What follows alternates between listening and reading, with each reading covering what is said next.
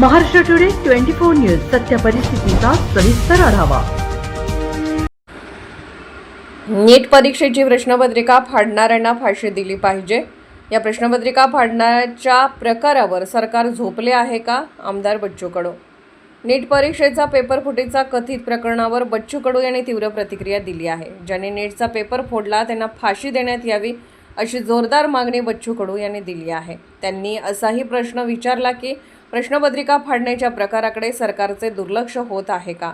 वारंवार होणाऱ्या प्रश्नपत्रिका फुटीमुळे विद्यार्थ्यांचे भविष्य धोक्यात येत असून दोषींवर कठोर कारवाई करण्याची मागणी त्यांनी केली आहे।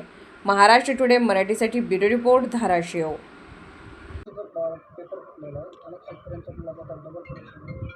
फाशी दिली पाहिजे। साला गरीब लोक पोरांना मग पेपर द्यायच्यात काही अर्थ आहे का? असे कसे पेपर फुटतं? सरकार काय झोपा काढतं का? आणि अशा पद्धतीनं पेपर फुटत असेल आणि आम्ही काहीच करत नसेल तर काय होतं आहे? एखादा खून होतं ना, त्याच्यापेक्षा हा डबल खून आहे, त्याचं आयुष्य बर्बाद होतं।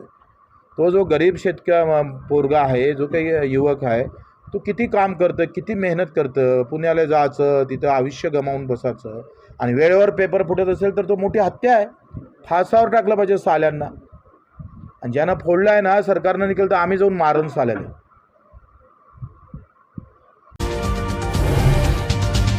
आजच महाराष्ट्र टुडे 24 न्यूजला सबस्क्राईब करा आणि सत्य परिस्थितीचा सविस्तर आढावा पहा।